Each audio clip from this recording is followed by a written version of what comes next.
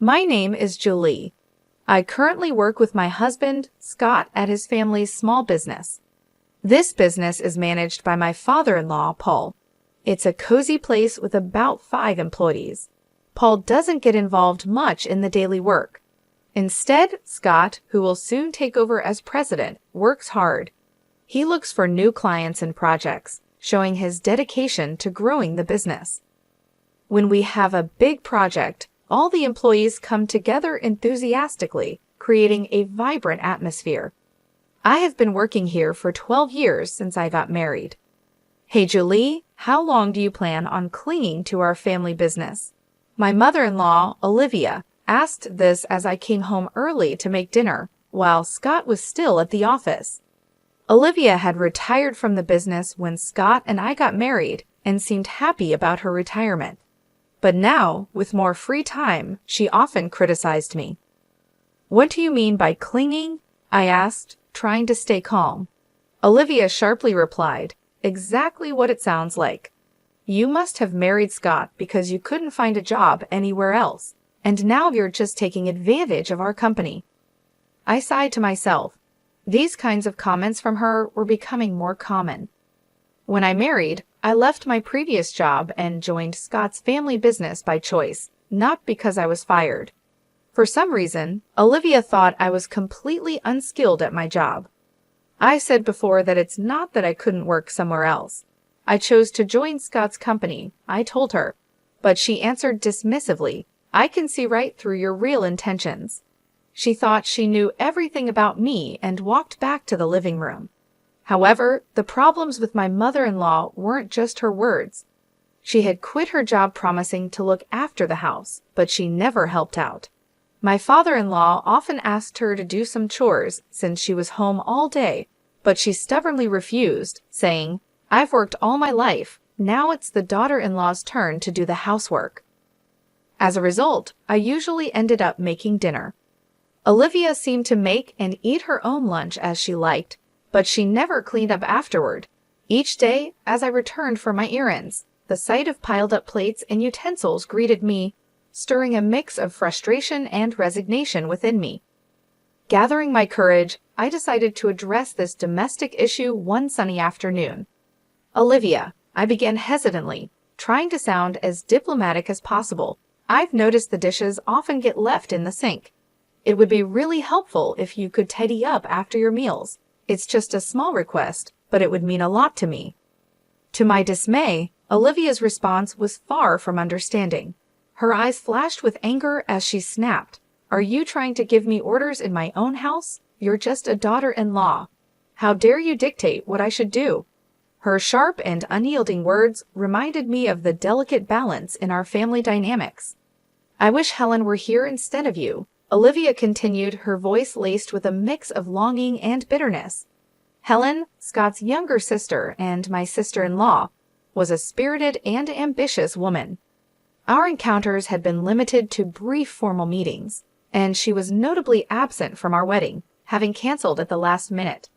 I later learned from Scott that she had overindulged with friends the night before and was nursing a hangover, unable to attend.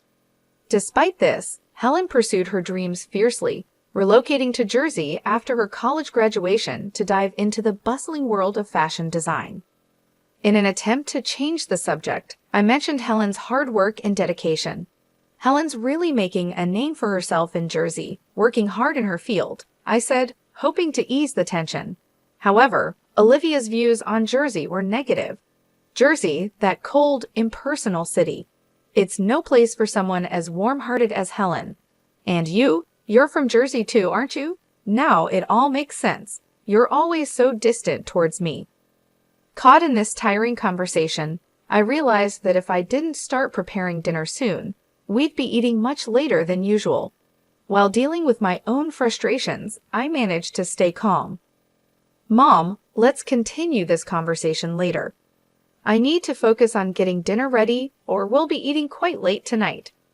With some reluctance, Olivia finally went back to the living room, leaving me alone with my thoughts and the noise of the cooking utensils. Paul and Scott were both aware of Olivia's mistreatment towards me as a daughter-in-law, and tried to intervene whenever they saw it happening. However, their efforts seemed to have little effect. Each time they confronted the situation, their faces showed concern and frustration, showing their desire to create harmony in our family. Ironically, whenever Paul and Scott scolded Olivia for her behavior, she took out her anger on me, becoming even more hostile and sharp with her words. Her face, usually kind and gentle, became twisted with disdain, her tone cutting deeper than before. Although I had never been physically hurt, the emotional impact of Olivia's words was significant. Paul and Scott's support had been my comfort, helping me somewhat ignore Olivia's harsh words until then. One morning, just after I had finished cleaning up from breakfast and was preparing to leave for work, something unimaginable happened. In the midst of the morning rush, as I was hurrying, Olivia suddenly exclaimed, "Oh my, what a mess!" And without warning, she poured a bucket of water over my handbag. I was stunned, a mix of shock and anger making me speechless. "What are you doing, Olivia?" I managed to ask, my voice trembling with disbelief. Olivia's response was dismissive, her tone like that of a mischievous child. "Oh, was that your stuff?" "I thought it was just a big piece of trash," she said dismissively, which made me even angrier. "Even if you thought it was trash, who pours water on it? What kind of thinking is that? Now the carpet is all wet. Why would you do something like this?" I was really upset as I quickly took the wet things out of my bag, including important work documents, and laid them on the table. Olivia looked calm and didn't seem sorry or worried about how upset I was. "Because you don't need to go to work anymore," she said coolly. I was shocked. In our living room, filled with morning light, I sat across from Olivia. Her face was colder and more determined than usual. It was as if she had made a decision that would change everything. "Excuse me," I said, confused and surprised. "You've been in this house for 12 years, but now I can finally get rid of you," she declared. Her words hurt me deeply, and her voice had a level of anger and determination I had never heard before. My mind spun and my heart ached. "Getting rid of me?" I asked, unable to believe what I was hearing. Her words made me feel like an outsider in this family. "Actually, my daughter is joining the company, so we need you to leave. Today's your last day. All you have to do is bow your head to your father-in-law and Scott, apologizing for all the trouble you've caused," she said with a mocking laugh. She was using my job to push me out. I had spent years at that job, earning respect and making memories. I was shocked and hurt. My devotion to this family seemed to mean nothing to her. It horrified me not just that she acted this way, but that after 12 years of hard work, she could ask me to leave so her daughter could take my place. It felt like my years of effort were being disregarded. "Really? Are you sure about this? Wasn't Helen working in a clothing store in Jersey?" I asked, reflecting my confusion and worry. My job was more than just a paycheck. It was my way of fulfilling myself. Meanwhile, Helen, my sister-in-law, seemed to have grown tired of city life and decided to come back to the family. She said she was tired of the unfriendly people in Jersey, so I told her if she came back home, I'd have a job ready for her. She agreed to return immediately. "Now that she's coming back, I want you out of this house," she told me. I couldn't believe her words. She was ready to turn my life upside down with just one decision, completely ignoring my role in the family and not even listening to me. She handed me an envelope, saying, "I've written your resignation letter," and just like that, she kicked me out. My heart broke. Everything I had built over the years seemed worthless, treated like just a piece of paper. Her actions deeply hurt our family bond. I walked to the company, just a quick 5-minute walk from my house. As I walked under the cool morning sky, each step was heavy with the weight of what was happening. When I told my father-in-law, Paul, and my husband, Scott, about what my mother-in-law had said, they were shocked but stayed calm. They suggested that maybe it was time for me to resign to show her the reality of the situation. This idea upset me deeply. I had worked hard in our family business for years and barely knew what a long vacation was like, aside from short breaks during Thanksgiving and the holiday season. Encouraged by Scott and Paul's kind words, Why don't you spread your wings for a change? I decided to go on a little trip. As I packed, I thought a lot about my life, my choices, and what was ahead. Meanwhile, my sister-in-law Helen, who was supposed to replace me at the company, shockingly didn't show up until 3:00 p.m. Her lack of responsibility disappointed Scott and Paul, who had been managing without me. Helen seemed not interested in learning the work despite their efforts to teach her. Hearing this made me worry about the future of our company, even as I looked forward to my trip. Leaving without seeing my mother-in-law, I quickly started my journey. During the trip, as I enjoyed the view from the train, I reflected on my life past, present, and future, and savored local seafood delicacies. I thought deeply about myself, my family, and our business. But on the 5 days of my trip, the peace was broken when Helen called me crying. "What's going on?" I asked. "Mom said it was an easy job, just sitting in a chair, but Scott and Dad are acting like I can't do anything right," she said. Her words, likely influenced by my mother-in-law, surprised me even as I was enjoying my break. I decided it was time to address the situation. "So, Helen, how good are you with computers?" I asked her. Hesitantly, she replied, "Well, I usually watch videos online, and I play games too." This question was to see if Helen could adjust to a new job. Having worked in a clothing store in Jersey for a while, her computer skills seemed basic. "Do you know how to use Word or Excel?" I asked. Helen looked confused, showing she wasn't familiar with these tools in a professional setting. Even in clothing stores, tasks like managing sales data in Excel or recording customer info in Word are common. Have you ever worked with image editing, video editing, or audio editing software? Do you have any experience with such tools? I asked.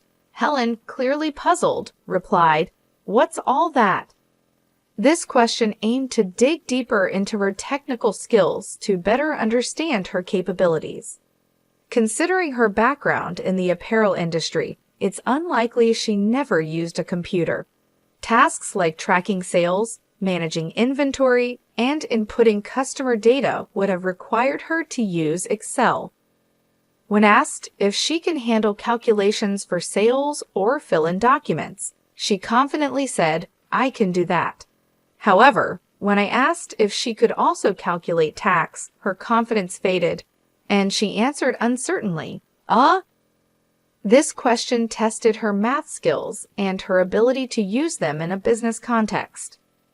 While Helen might have other skills, it was clear she was insecure about the necessary skills for the job. Her discomfort seemed mainly due to her struggle with calculations, which could explain why she faced criticism from Paul and Scott. First and foremost, I needed to show my mother-in-law and those who tried to push me out that they were mistaken. "Since you're taking over my job," I began. I told Helen that she needed to handle the accounting tasks well and remember to be professional in her emails, because a casual tone that might be fine with friends doesn't work for business. She would also be in charge of scheduling the staff shifts. Even though our team is small, we carefully consider everyone's time off requests, so she shouldn't just think about what's convenient for her. As I listed these expectations, I could hear her sobbing on the other end of the phone. But I was told I wouldn't have to do anything. "Why are there so many tasks?" "I didn't come back home for this," she said, and then abruptly ended the call. Over the next 4 days, I decided to enjoy sightseeing in Jersey, the place Helen had left. My time there showed me that not everyone in Jersey is unfriendly actually. Finding someone as cold-hearted as my mother-in-law and Helen seemed rare. A week after I left my job, I returned to my in-laws' house. When I arrived, Olivia, looking very upset, confronted me angrily. How dare you make my daughter cry? You won't get away with this," she yelled, her eyes full of anger and misunderstanding. She tried to grab me, but Scott and Paul quickly stepped in to calm her down, though her anger didn't seem to lessen. Scott sighed deeply before saying, "Helen is upset because she was scolded for trying to boss her employees around despite not being able to do the job right. It's not Julie's fault. Besides, Julie hasn't been here for a week, so she couldn't have upset Helen. Mom, you really need to stop these groundless accusations. But Olivia kept blaming me. It's because of her. This woman is the reason for Helen's trouble, she claimed, her voice emotional and filled with baseless suspicions. Where is Helen, by the way? I asked, looking around the living room, but Helen was nowhere to be seen. Her absence added more confusion to an already puzzling situation. While it didn't matter to me that Olivia was upset about Helen, I knew Helen didn't have many options since she had ended her lease at her apartment in Jersey. I thought Helen would be at her parents' house, but she wasn't there, which made me wonder. Helen's locked herself in her room. She's been crying and saying she doesn't want to go to work anymore, Scott explained. It seemed like Helen had avoided learning the job properly. It was understandable, though, because she didn't have the skills needed to replace me. You've been turning Scott and Paul against me, haven't you? Otherwise, they wouldn't say the company ran better with you than with Helen, who can't do the job. Olivia accused me sharply.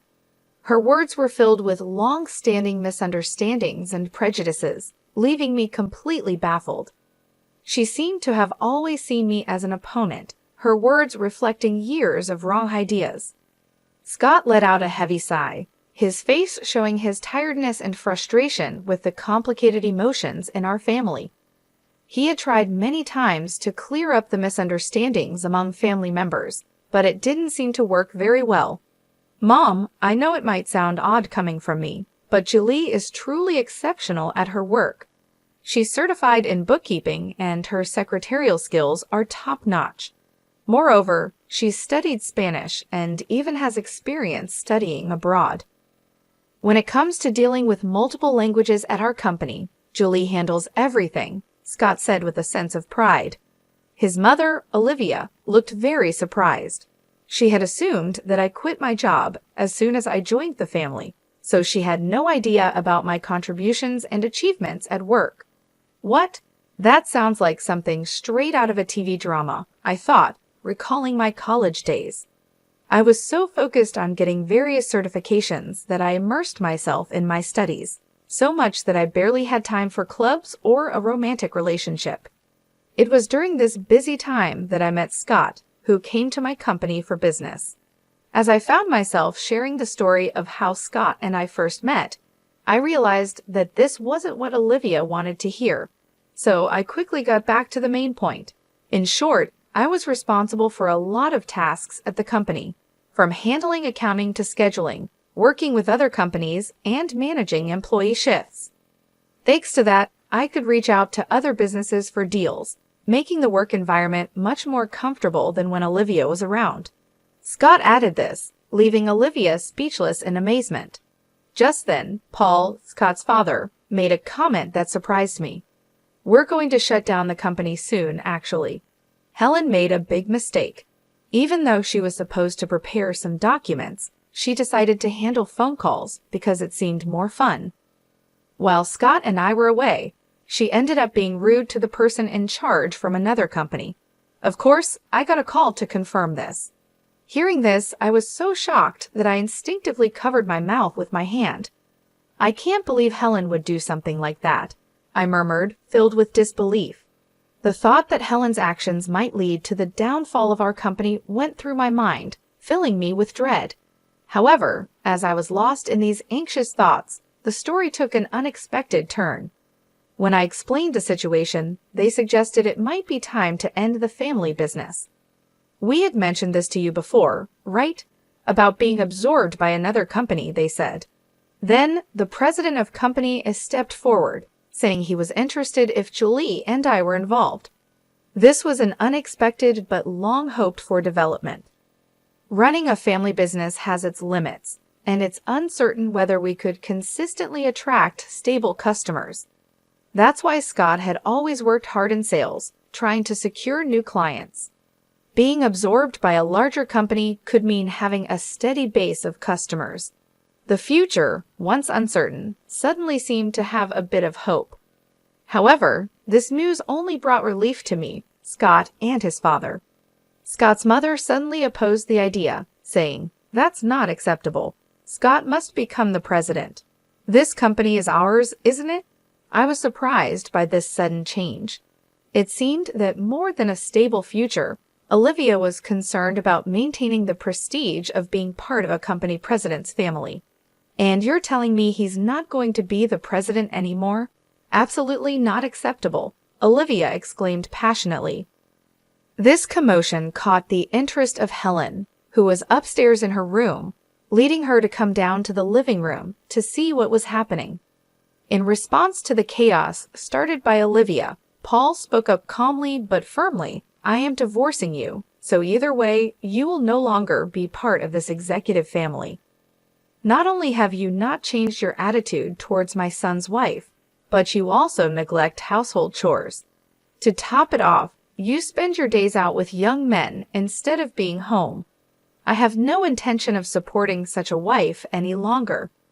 This was news to both me and Scott. We were so shocked that we could only stare at Paul with wide eyes. It seemed he had planned to discuss divorce from the beginning, as he took out divorce papers and a photo of Olivia with a young man from the living room shelf, placing them on the table. If you sign the divorce papers now and leave with your belongings, I won't ask for alimony. I know getting any money from you would be pointless anyway, Paul said. So unfair. How can you say that? Haven't I been devoted to this house all these years? Olivia protested. Devoted to this house? Have you done any real housework in the last 12 years? Does spending someone else's money on young men count as devotion to the house? Paul countered. It was the first time we saw him this angry. Seeing this, Helen, who had come down to the living room, was visibly shaking from shock. Helen, you're part of this too. You came back home because you couldn't make it in Jersey, and now you can't find a job, but still act superior. In the end, you stopped working entirely. Who did you inherit this escapism from? It's time for you to leave this house too, he continued. Next, we saw Helen's shock and resistance. She believed she was an important member of the family, but the reality was different. Wait a minute, Dad. Mom might be a lost cause, but I'm your precious daughter, right? She said. The family conflict deepened as Helen tried to assert her place, revealing her betrayal towards her mother. Helen, are you betraying me now? Olivia exclaimed, feeling betrayed by her daughter at the last moment. However, as the two started to argue loudly, Paul sternly silenced them with a shout. If I just kick you out, it'll cause trouble for everyone, so I've asked an acquaintance to take you in. They'll be here soon to pick you up. Get your minimum belongings ready. Left with no choice, Olivia and Helen began packing their belongings. Then, an acquaintance of Paul arrived to take Olivia and Helen away. The person who came to pick them up was running a factory with dormitories, and it seemed they would be working there. Meanwhile, Scott, Paul, and I talked to the employees about the company being absorbed and prepared for the busy days ahead for our future. Finally, I found out I was pregnant. When I told the president of Company A, he was delighted and promised to send someone to replace me, which was a huge relief. Currently, Scott and Paul are working even harder for the sake of our upcoming child.